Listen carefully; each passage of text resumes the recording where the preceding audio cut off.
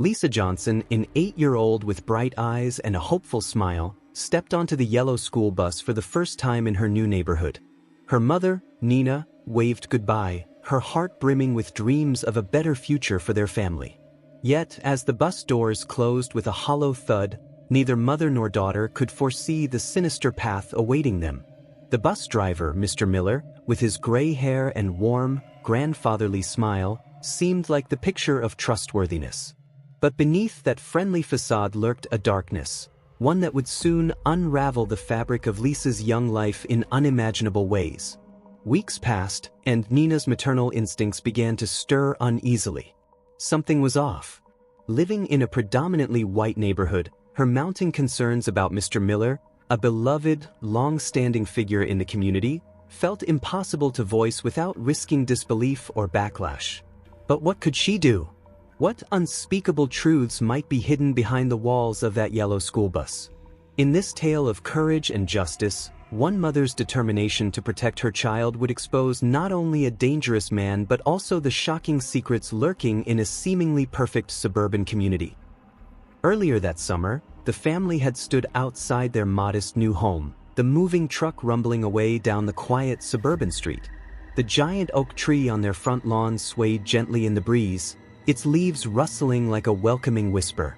Lisa, her dark curls bouncing as she moved, surveyed her surroundings with cautious curiosity. "Well, what do you think, sweetheart?" Nina asked, her voice a blend of excitement and apprehension. Lisa tilted her head thoughtfully. "It's different," she said after a pause, then added with a small smile, "but I like the tree. Can we put a swing on it?" Nina laughed, some of the tension lifting from her shoulders. "We'll see, maybe once we're all settled in."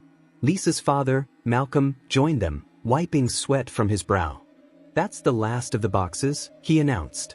"How about we order some pizza and call it a day?"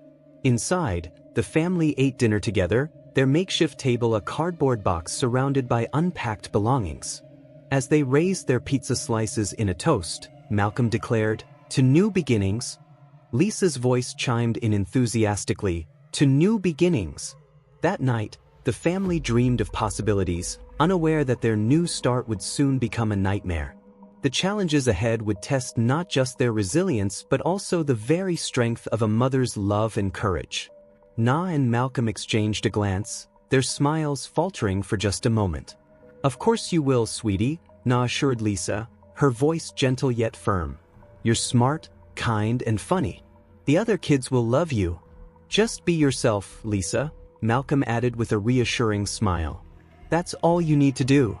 As the evening unfolded, their laughter and conversation echoed through the bare walls of their new home, filling the empty space with warmth. They spoke of dreams for the future, adventures they hoped to embark on, and memories they would create together. But beneath the excitement, an unspoken current of uncertainty lingered. They were stepping into unfamiliar territory, an overwhelmingly white neighborhood where acceptance was far from guaranteed. It was a topic Na and Malcolm had discussed countless times during late-night conversations leading up to the move. "We're doing this for Lisa," Malcolm had insisted one night. "Better schools, safer streets. She deserves every opportunity we can give her." Na had agreed, but now, as she looked around their new living room, cluttered with boxes and draped in unfamiliar shadows, a pang of anxiety gnawed at her. Would this neighborhood welcome them? Would Lisa thrive here, or would the challenges prove too great? As if sensing her mother's unease, Lisa climbed onto the couch and nestled close to Na. "I'm glad we're here together," she said simply, her small hand slipping into her mother's. Na squeezed Lisa's hand, her heart swelling with love and determination. "Me too, baby," she whispered. "Me too." The rest of the evening was spent unpacking essentials, preparing for the next day. Malcolm's first day at his new job loomed ahead, but even more pressing was Lisa's first day at her new school. Later that night, as Na tucked Lisa into bed in a room still strewn with boxes, she smoothed her daughter's hair with tender care. "Are you excited about tomorrow?" she asked. Lisa nodded, her wide eyes reflecting a mix of eagerness and apprehension. "A little nervous too," she admitted softly. "That's okay," Na said, her voice soothing. "It's normal to feel nervous about new things. But remember, you're brave and strong. You've got this." Lisa's lips curved into a small smile, her fears dissolving under her mother's reassuring gaze. "Thanks, Mo. I love you. I love you too, sweetheart. Sweet dreams." Na lingered at the door for a moment after turning off the light, leaning against the frame and taking a deep breath. She whispered a silent prayer that tomorrow would mark the beginning of something wonderful for their family, especially for Lisa. In their bedroom, Malcolm was already in bed, his brow furrowed as he scrolled through his phone. "Checking the route to work again?" Na asked as she climbed in beside him. He nodded, putting the phone aside with a sheepish chuckle. "Don't want to get lost on my first day." Then, his tone turned serious. "How's Lisa?" "Nervous but excited," Na replied. "I think she'll be okay." Malcolm wrapped an arm around her, pulling her close. "And how are you?" Na hesitated for a moment, then sighed. "Hoping for the best," she admitted. Malcolm kissed her temple, his embrace firm and steady. "We've got this," he said quietly. And as they drifted off to sleep, both clung to the hope that their leap into the unknown would lead to the brighter future they had envisioned. Na sighed, nestling deeper into Malcolm's embrace. "The same, I guess, nervous but excited," she admitted. After a pause, her voice softened. "I just hope we made the right decision, Malcolm." "We did," he said firmly, his hand tracing soothing circles on her back. "It might not be easy at first, but we're together. We can handle anything as long as we have each other." His words settled her unease like a warm blanket. As they drifted off to sleep, the house seemed to adjust to its new inhabitants, the creaks and groans of the settling woodwork creating a lullaby of sorts. Outside, the stars glittered faintly over the quiet neighborhood, holding the promise of a fresh start, a future filled with both challenges and triumphs waiting to unfold. The next morning, the early sun stretched long shadows across the driveway as Na and Malcolm stood with Lisa, waiting for the school bus. The air was cool and crisp, carrying a sense of new beginnings. Lisa clutched her brand new backpack tightly, her small fingers gripping the straps as her eyes darted up and down the street. "You've got your lunch?" Na asked, brushing invisible dust off Lisa's shoulder for what must have been the 10th time that morning. Lisa nodded, patting her backpack. "And my notebook and pencils," she added, her voice a mixture of excitement and nerves. Malcolm crouched down to her level, his warm eyes meeting hers. "Then you're all set, champ," he said, ruffling her hair playfully. "Just remember, be yourself. That's all you need to do." Lisa managed a small smile, her fingers loosening their grip on the straps. As the distant rumble of the school bus grew louder, Na crouched beside her daughter, pulling her into a quick hug. "You're going to do great," Na whispered, her voice steady despite the lump forming in her throat. When the big yellow bus came to a stop in front of them, its brakes hissing, Lisa took a deep breath and climbed aboard. She turned to wave one last time, her small hand pressing against the window as the bus pulled away. Malcolm placed an arm around Na's shoulders as they watched their daughter disappear down the street. "She's going to be okay," he said softly, more to himself than to her. "I hope so," Na replied, her voice barely above a whisper, the knot of uncertainty tightening in her chest. The day had begun, and with it, the unknown chapters of their new life waited to be written. Malcolm interrupted gently, kneeling to meet Lisa's eye level. "Remember what we talked about?" Lisa's face grew serious as she recited, "Be myself, be kind, and if anything makes me uncomfortable, tell a teacher or you guys right away." Malcolm smiled, pulling her into a quick hug. "That's my girl." The distant rumble of an engine caught their attention. The yellow school bus rounded the corner, its bright exterior a stark contrast to the nerves simmering beneath the morning calm. Na felt her heart quicken. This was it, the moment they had both anticipated and dreaded. As the bus came to a stop, its doors creaked open to reveal the driver, a middle-aged white man with graying hair. His eyes scanned the family briefly, a flicker of surprise crossing his face before settling into a neutral expression. "Good morning," he said, his tone polite but devoid of warmth. "You must be new to the route?" Na forced a smile. "Yes, we just moved in. This is Lisa. She'll be riding with you." The driver nodded curtly. "Welcome aboard, Lisa." "I'm Mr. Miller." Lisa hesitated at the base of the steps, looking back at her parents. Na gave her an encouraging nod, and Malcolm whispered, "You've got this, sweetheart." With a deep breath, Lisa climbed the steps. As she disappeared inside, Na and Malcolm caught glimpses of the other children. Most looked curious, a few smiled, but one or two wore expressions that sent a chill through Na. The bus pulled away, its engine groaning as it disappeared around the corner. Na and Malcolm stood hand in hand, watching until it was out of sight. "She'll be fine," Malcolm said, squeezing Na's hand. But the slight tremor in his voice mirrored the unease in Na's heart. The day stretched endlessly for Na. She tried to focus on setting up her home office, but her thoughts kept drifting to Lisa. Was she fitting in? Were the teachers kind? Did she feel safe? When the time came for Lisa's return, Na found herself pacing by the window, her eyes glued to the street. The familiar rumble of the bus engine sent her hurrying to the door. Lisa bounded off the bus, her backpack bouncing behind her. Her smile lit up the driveway. "Hi, Mum," she called, waving as she ran up. "Hi, sweetie," Na said, pulling her into a hug. "How was your first day?" Lisa beamed, her excitement spilling out as she recounted the highlights. Her kind teacher, the girl who sat next to her at lunch, the cool playground equipment. Na listened, relief washing over her. It seemed the day had gone well. That evening, the family gathered around the dinner table. Malcolm, home from his first day at the new job, listened intently to Lisa's stories, laughing at her animated descriptions. The warmth of their shared conversation eased some of the lingering tension. But as the laughter subsided, Lisa suddenly said, "Our bus driver is rude."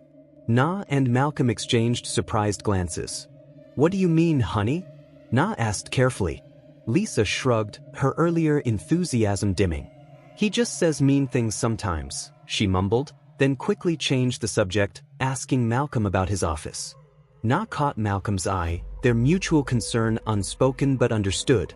They didn't press Lisa further, not wanting to dampen the joy of her otherwise positive first day. Later that night, as Na tucked Lisa into bed, she smoothed her daughter's hair and kissed her forehead. "Sweet dreams, baby," she whispered. "Good night, Mom," Lisa murmured, her eyes already closing. In the quiet of their bedroom, Na found Malcolm staring at the ceiling. She climbed into bed beside him, the weight of the days settling heavily between them. "She said the bus driver was rude," Malcolm said after a moment. "I know," Na replied softly, her voice laced with worry. "But what does rude mean? Is it just stern, or is it something else?" Malcolm sighed, pulling her closer. "We'll keep an eye on it. For now, let's focus on helping her adjust." Na nodded, but as sleep evaded her, unease lingered. The shadows of the day's events hinted at questions they weren't yet ready to face. Might open up. Her lips parted, and her wide, glistening eyes met Na's, brimming with a mix of fear and hesitation. But then, as if thinking better of it, she clamped her mouth shut and shook her head. "It's nothing, Mommy," Lisa repeated, her voice barely above a whisper. "Really?" Na forced a gentle smile, brushing a curl away from her daughter's face. "Okay, sweetheart," she said softly, though her heart twisted with worry. "But if you ever want to talk about anything, I'm always here. You can tell me anything." Lisa nodded, her expression uncertain, before retreating to her room. Na watched her go, her mind racing. Later that night, as Malcolm arrived home and they settled into the kitchen for a late dinner, Na recounted the interaction. Malcolm listened intently, his fork hovering midair.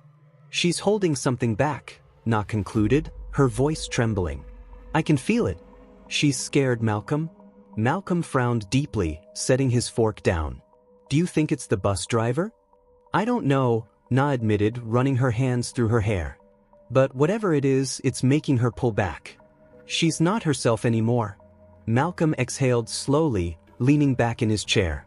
"Maybe we should ask the school if there's been any complaints about him, or talk to other parents." "That's what I was thinking," Na said, nodding. "But we also need to make Lisa feel safe. If we push too hard, she might shut us out completely." Malcolm reached for her hand, his grip firm and reassuring. "We'll figure this out together. But if she's scared, we can't let this go on. Tomorrow, I'll drive her to school and talk to the principal." Na squeezed his hand, a wave of gratitude and relief washing over her. "Thank you," she whispered. The next morning, Malcolm kept his word. He insisted on driving Lisa to school despite her protests that she was fine taking the bus. As Lisa reluctantly climbed into the car, Na watched from the porch, her arms crossed tightly against her chest. She waved as they pulled away, her heart heavy with unease. Inside the school office, Malcolm requested a meeting with the principal, Mrs. Harper, a woman with a reputation for being attentive and kind. "Mr. Johnson, it's good to meet you," Mrs. Harper said warmly, gesturing for him to sit. "How can I help you today?" Malcolm hesitated, choosing his words carefully. "It's about the bus driver, Mr. Miller. My daughter mentioned something that's raised some concerns. She said he's rude. And now, she seems afraid to talk about it." Mrs. Harper's expression darkened slightly, a furrow forming between her brows. "That's concerning," she said slowly. "Mr. Miller has been with us for years. I haven't received any recent complaints, but I'll look into it immediately." "Thank you," Malcolm said. "We just want to make sure our daughter is safe and feels comfortable." Mrs. Harper nodded, her tone resolute. "I'll speak with him and the other students on the route. Please let Lisa know she can always come to me if she's feeling uncomfortable." As Malcolm left the school, he couldn't shake the feeling that there was more to uncover, something deeper and darker lurking beneath the surface. Watched closely, her heart pounding. Mr. Miller greeted Lisa with a curt nod, his face impassive as the doors closed behind her. Na forced herself to wave and smile, but inside, her resolve hardened. She decided to follow the bus that morning, determined to see for herself if something unusual was happening. Quickly grabbing her keys, she got into her car and trailed behind the school bus, keeping a safe distance so as not to be noticed. The route seemed ordinary at first. Children got on at various stops, chattering and laughing as they boarded. But Na noticed something peculiar. Mr. Miller rarely smiled, and when he spoke to the children, his tone was sharp and impatient. At one stop, a little boy hesitated on the steps, seemingly nervous about getting on. Mr. Miller barked, "Hurry up, kid. I don't have all day." Na's stomach tightened. His demeanor was far from the kind, grandfatherly figure she had imagined. She followed the bus all the way to the school, parking discreetly as the children filed out. Lisa looked subdued as she stepped off, her usual energy muted. Na's heart sank. Later that day, Na couldn't concentrate on work. The image of Lisa's hesitant steps off the bus replayed in her mind, along with Mr. Miller's gruff behavior. She decided to do more digging. Reaching out to other parents in the neighborhood, she brought up the bus driver casually, testing the waters. Most shrugged it off, saying Mr. Miller had always been that way, strict but harmless. However, one mother hesitated, her expression shifting. "Well, my son mentioned that Mr. Miller can be unpleasant," the woman admitted. "He said the driver yells a lot and sometimes says things that make the kids uncomfortable. I just thought it was tough love, you know?" Na's unease deepened. This wasn't just about being strict, something else was at play. That evening, Na confronted Malcolm again, her voice steady but firm. "I followed the bus today, Malcolm. I saw how he treats those kids. And I talked to another parent. There's definitely something wrong." Malcolm put down his fork, his face a mix of frustration and concern. "You followed the bus?" "Nah, this is getting out of hand." "Is it?" Na shot back. "Lisa's not herself. She's scared, Malcolm. We can't ignore this anymore." Malcolm sighed heavily, rubbing his temples. "Fine," he said reluctantly. "What do you want to do?" "We need to report this," Na said. "To the school, maybe even the district. And I want Lisa to know we're taking this seriously. She needs to feel safe." Malcolm nodded, though his hesitation was clear. "All right," he said. "We'll talk to the school together tomorrow." The next day, Na and Malcolm sat in the principal's office, recounting their concerns to Mrs. Harper. As they spoke, Na could feel the weight of her maternal instincts pressing against the polite disbelief in the principal's expression. Mrs. Harper promised to investigate, but Na couldn't shake the feeling that it wouldn't be enough. Something was wrong, and she was determined to uncover the truth, even if it meant challenging the community's trust in Mr. Miller. Little did they know, The answers they sought would soon unravel a series of events far more disturbing than they could have imagined. Evident in her wide eyes. "I know, Mom," she said softly, leaning into Nina's embrace. Nina took a deep breath, deciding to tread carefully. "You can always tell me anything, Lisa. No matter what it is, I'll always be here for you." Lisa fidgeted with the hem of her shirt, her gaze fixed on her lap. "I know," she murmured, but there was a hesitance in her voice that tugged at Nina's heart. "Is something bothering you at school or on the bus?" Nina asked gently, trying to sound casual despite the lump forming in her throat. For a moment, it seemed like Lisa might say something. Her lips parted, and her hands stilled. But then she shook her head quickly. "It's nothing. Everything's fine," she insisted, her voice trembling slightly. Nina bit her lip, fighting back the urge to push further. She didn't want to scare Lisa off, but her daughter's obvious discomfort was like a knife in her chest. "Okay," Nina said softly, stroking Lisa's hair. "Just remember, if you ever need to talk, I'm here." Lisa nodded, snuggling closer, and for a while, they watched the movie in silence. But Nina's mind was far from the screen. Later that night, after Lisa had gone to bed, Nina found herself pacing the living room. Malcolm noticed her restlessness and sighed. "Nina, what's going on?" he asked, setting down the book he'd been reading. She hesitated for a moment, then decided to tell him about following the bus. "I needed to see for myself, Malcolm," she said, her voice quiet but firm. "Something doesn't feel right." Malcolm rubbed his face, his frustration evident. "And what did you find? Anything? Or was it just a waste of time?" Nina hesitated. "He seemed normal," she admitted. "But Lisa's behavior doesn't match what I saw. I think he noticed me following. What if he's hiding something?" Malcolm sighed deeply. "Nina, you're spinning stories in your head. Lisa's probably just adjusting like we talked about." "No," Nina said sharply, her voice breaking. "This is more than that. I know it.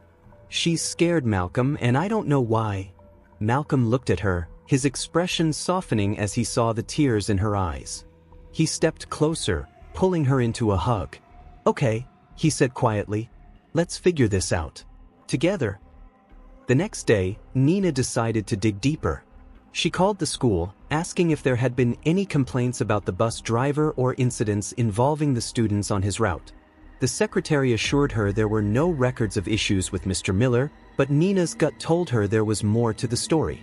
Determined, she resolved to talk to other parents again, maybe even the children. Someone had to know something.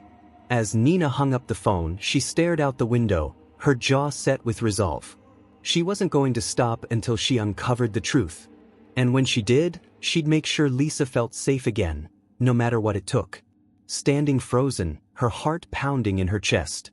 The park, once a place of tranquility, now felt suffocating and hostile.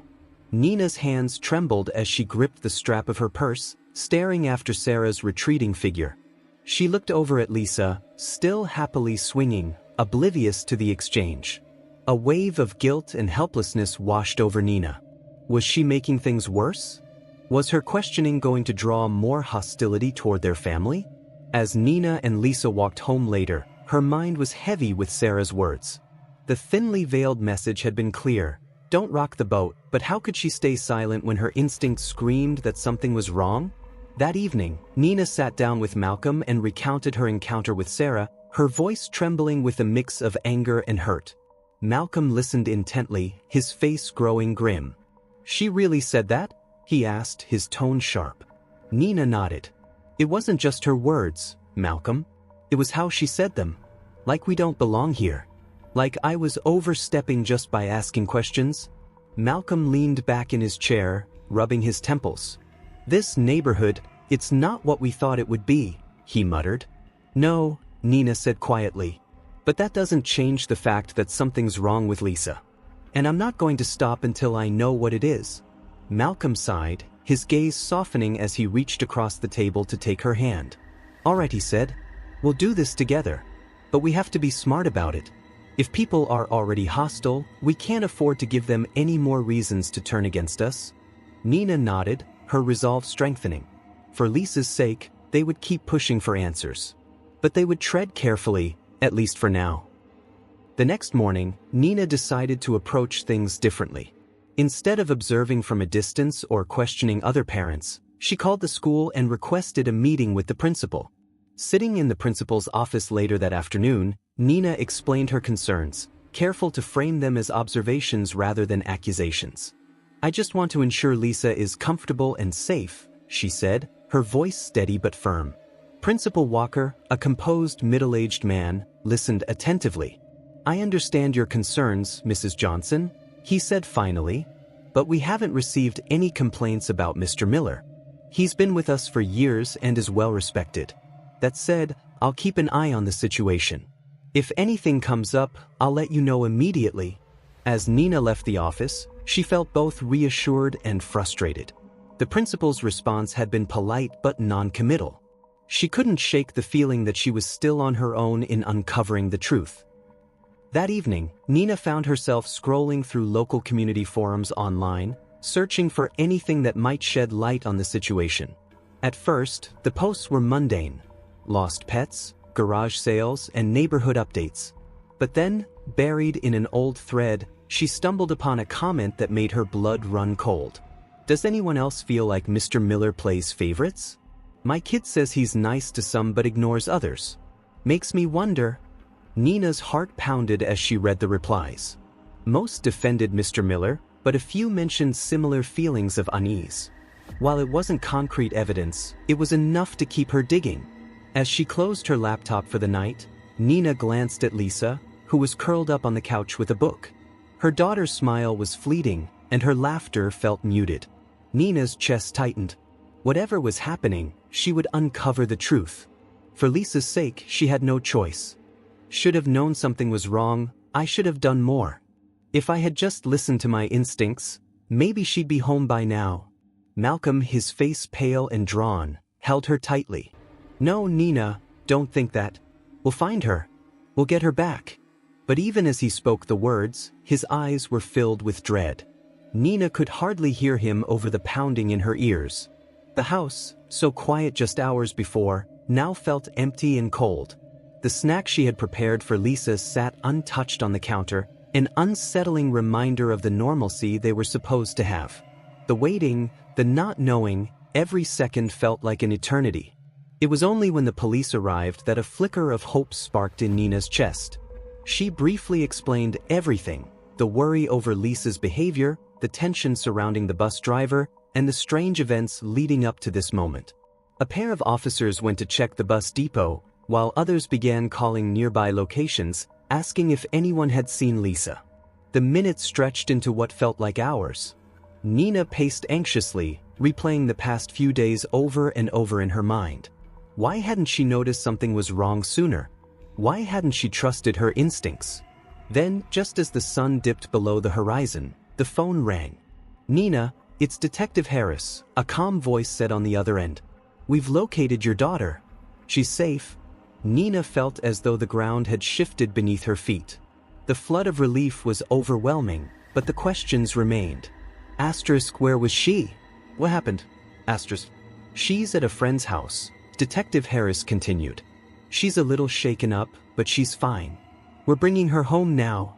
When Lisa finally walked through the door, her face pale and eyes wide, Nina rushed to her side, enveloping her in a tight hug. "Oh my God, baby, where were you? We were so worried." Lisa pulled away slightly, her eyes darting nervously around the room. I went to Molly's house," she said in a small voice, avoiding Nina's gaze. "Why didn't you tell me? Why didn't you call me?" Nina asked, struggling to hold back tears of relief and confusion. "I didn't want to upset you," Lisa mumbled, her voice barely above a whisper. "I didn't think you'd understand." Nina's heart ached as she held her daughter close. What had been so upsetting? Her gut told her this wasn't just about a change in routine or some simple misunderstanding. There was more to the story, something she had yet to uncover. Later that night, after Lisa had gone to bed, Nina and Malcolm sat together in the quiet of their living room. Nina relayed everything that had happened, from the phone call with the police to the strange behavior Lisa had exhibited earlier in the day. Malcolm listened, his face grim. "You were right," he said quietly. There's definitely something wrong. We have to figure out what's going on, and fast.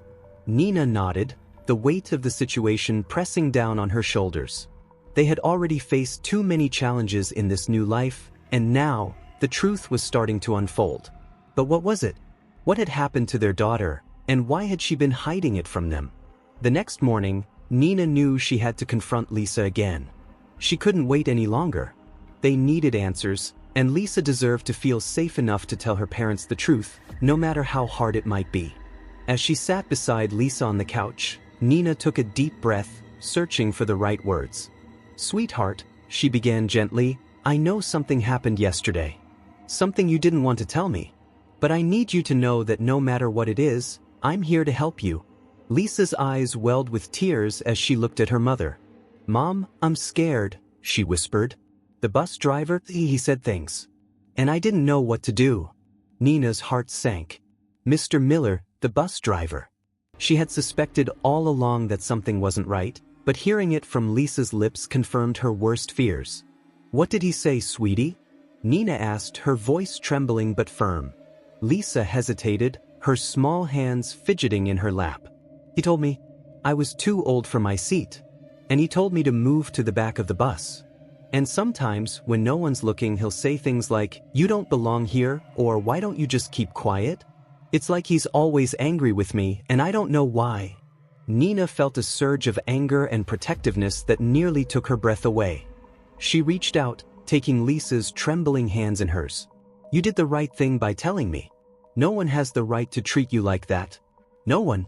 Tears streamed down Lisa's face as she collapsed into her mother's arms. "I didn't want to tell you, Mom. I thought you'd think I was just being dramatic or complaining. I didn't want to make it worse." Nina held her daughter tight, determined to make sure no one could ever hurt her again. "You're not being dramatic. This is serious, Lisa. And we're going to make sure it stops." As Nina sat there, cradling her daughter in her arms, she knew one thing for certain. This was just the beginning of a much bigger battle. But she would fight for Lisa's safety, for her peace of mind, and for her future. No matter what it took. Felt their world shift beneath them. Every word Lisa spoke seemed to pierce their hearts. This wasn't just a case of a rude bus driver. It was something much darker, something that they could never have imagined. The injustice, the cruelty, it was all too much to bear. Lisa continued, her voice shaky but determined. "I didn't know what to do. I was scared, Mommy. He said I should just walk home, but I didn't know the way. It was far and I was all alone, and it was getting dark." Nina could barely contain the overwhelming flood of emotions that surged through her. She wanted to protect her daughter, to shield her from every pain and injustice in the world, but the anger inside her was boiling over. She felt powerless, helpless in the face of this evil. "How did you get home?" Malcolm asked, his voice tight with concern but tinged with anger. Lisa looked down, her small hands twisting in her lap. "Someone saw me walking. A neighbor, I think. They gave me a ride home." Nina held her daughter tighter, her mind racing. How could Mr. Miller do this to Lisa, to any child? How could he make her feel so small, so unwanted, just because of the color of her skin? "What are we going to do?" Malcolm asked, his voice filled with a kind of resolve that Nina hadn't heard before. Nina stood, her anger propelling her into action. "We are going to make sure this stops. No one does this to my child. No one." Malcolm nodded, his expression hardening. "We're going to take this to the school. To the authorities. We won't let them sweep this under the rug." Nina turned to Lisa, her heart aching at the fear still visible in her daughter's eyes. "Sweetheart, we're going to make sure this never happens again. I promise you we'll make sure you're safe." But as Nina spoke, she couldn't shake the nagging thought that their fight was just beginning. The battle they were about to face would not only challenge the safety of their daughter, but it would also tear open the quiet, insidious prejudices that lay hidden beneath the surface of their seemingly perfect neighborhood. The road ahead would be difficult, but Nina knew one thing. They weren't backing down. Not now. Not ever. They would fight for Lisa. They would fight for justice. Investigate the matter thoroughly, but I want to remind you that Mr. Miller has an impeccable record in this town. It will take time to gather evidence, and we're going to need more than just the word of a young girl. Nina felt her heart drop, her frustration rising.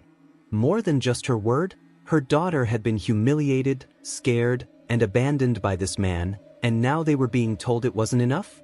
But before she could respond, Officer Brooks stepped forward, her voice calm and steady. "Mr. Thompson," she said, her tone firm but compassionate, "we understand that. But it's not just the word of a child. It's the trauma she's endured. We need to take it seriously and see this through." Malcolm took a deep breath, trying to keep his composure. "We just want to make sure this doesn't happen to anyone else. We want to protect our daughter." Officer Brooks nodded. "We hear you, and we're committed to getting to the bottom of this. We'll follow up with the school, with the bus company, and with anyone else who might have witnessed anything. It's going to take time, but we'll keep you informed." Nina looked down at Lisa, her small hand clutching hers tightly. How could something like this happen, she thought? How had they ended up in a place where their child was treated this way, and where no one seemed to care enough to stop it? The anger surged again, but this time, she forced it down. She couldn't afford to let it take over. As the officers left, promising to begin their investigation, the family sat in the silence that followed. Nina squeezed Lisa's hand, offering her as much comfort as she could. "We're going to make sure this is stopped," Nina said quietly, her voice resolute. "No matter what it takes. We're going to fight for you, for every child who needs to be safe." Malcolm nodded, his eyes hard with determination. "We won't stop until this is over." As the night wore on, the weight of the situation settled over the Johnsons like a storm cloud. They knew this battle was far from over, and the road ahead would be long and filled with obstacles. But one thing was clear: they would not rest until justice was served and Lisa, and every other child, was safe from harm. They would fight together, no matter the cost. "We need to speak with Mr. Miller, of course, and we'll need to corroborate Lisa's story. Are there any other children who might have witnessed anything?" Lisa shook her head, tears welling in her eyes again. "Mr. Miller always made sure I was the last one on the bus," she whispered. Nina's heart clenched at her daughter's words. How long had this been going on? How had they not noticed? As the officers prepared to leave, Nina made a decision. "We want to go with you," she said firmly. "When you talk to Mr. Miller, we want to be there." Officer Thompson looked uncomfortable. "Ma'am, that's not really protocol." "I don't care about protocol," Nina interrupted. "This is our daughter we're talking about. We need to see this through." After a moment of hesitation, Officer Brooks nodded. "All right, you can come with us, but you'll need to stay in the car while we speak with Mr. Miller." As they drove through the quiet suburban streets, Nina's mind raced. She knew where the bus driver lived, just 2 streets away. The proximity that had once seemed convenient now felt threatening. They pulled up in front of a modest 2-story house with a neatly manicured lawn. Nina felt a surge of anger at the normalcy of it all. How could someone who had caused her daughter so much pain live in such an ordinary place? As promised, Nina and Malcolm stayed in the car with Lisa while the officers approached the house. Through the window, they watched as Mr. Miller answered the door, his expression changing from confusion to defensiveness as the officers spoke. After what felt like an eternity, the officers returned to the car. Officer Thompson's face was grim. "Mr. Miller denies everything. He says he's never mistreated any child, let alone singled one out." Nina felt a wave of despair wash over her. Was this how it would end, with their daughter's pain dismissed and her trauma invalidated? But before she could voice her frustration, a commotion caught their attention. A woman was hurrying across the street, waving to get the officer's attention. "Wait," she called out. "I need to talk to you." As the woman approached, Nina recognized her with a start. It was another mother from the neighborhood, one of the few other black families in the area. "I couldn't help overhearing," the woman said, slightly out of breath. "I need to tell you, this woman is right. We've experienced something similar with our 2 kids. We didn't have the courage to speak up and just decided to drive the kids ourselves instead of letting them ride with the bus driver." Nina felt a surge of hope. Finally, was this the corroboration they needed? She watched as the officers' expressions changed, Officer Thompson's skepticism giving way to concern, and Officer Brooks's eyes narrowing with renewed determination. "Ma'am, we're going to need to take an official statement from you," Officer Brooks said. "This changes things significantly. The woman nodded her agreement, and Nina caught her eye. A look of understanding passed between them, a shared experience of fear and wanting to protect their children in a world that didn't always see their worth. The next few hours passed in a blur. More officers arrived, and Mr. Miller was taken in for questioning. Other families in the neighborhood, emboldened by the unfolding events, came forward with their own stories. As dawn broke, Nina stood on her front porch, watching as Mr. Miller was led away in handcuffs. The sight brought a complex mix of emotions: relief, vindication, but also sadness at the reality of the world they lived in. Malcolm joined her, wrapping an arm around her shoulders. "It's over," he said softly, but Nina shook her head. "No," she replied, her voice filled with quiet determination. "It's just beginning. We have a lot of work to do to make sure this never happens again. Not to Lisa, not to any child." As they turned to go back inside, where Lisa was finally sleeping peacefully, Nina knew their fight was far from over. But they had taken the first step. They had spoken up, stood their ground, and made their voices heard. In doing so, they had not only protected their daughter but had opened the door for change in their community.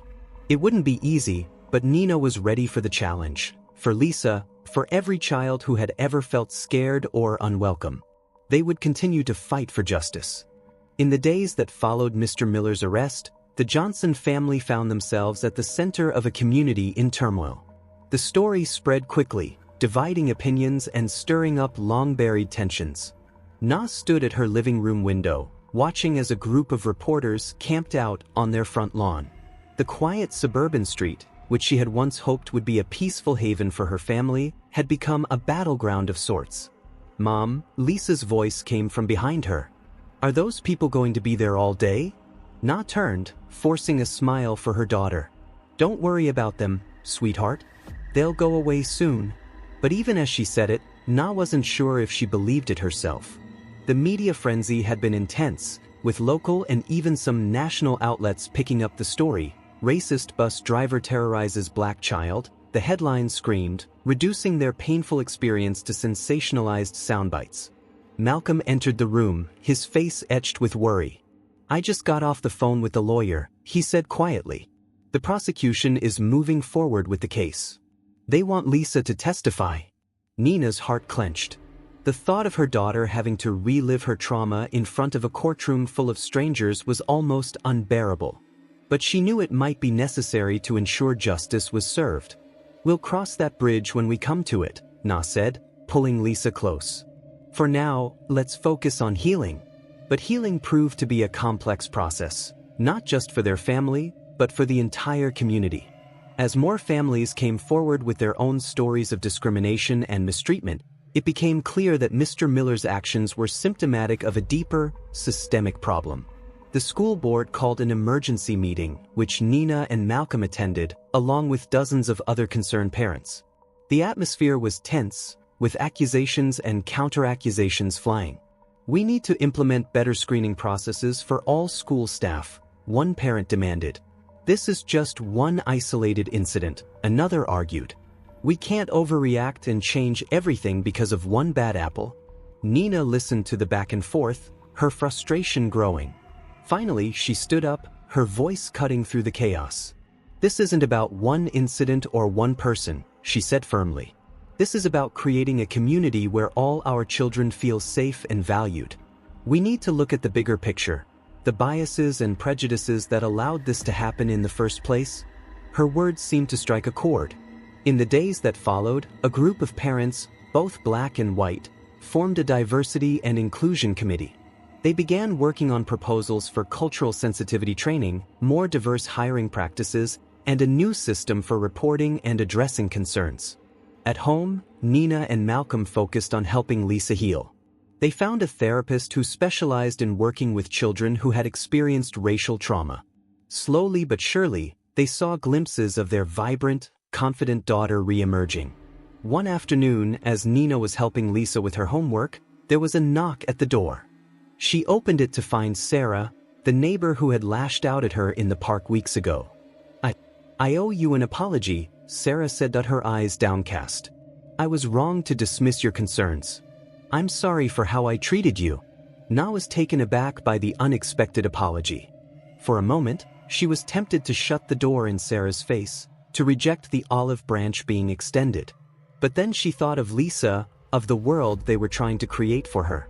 "Thank you for saying that," Na said finally. "It means a lot." It was a small step, but a significant one. As the weeks turned into months, Na saw more such steps being taken throughout the community. The school implemented new policies, including cameras on all buses and an anonymous reporting system for students and parents.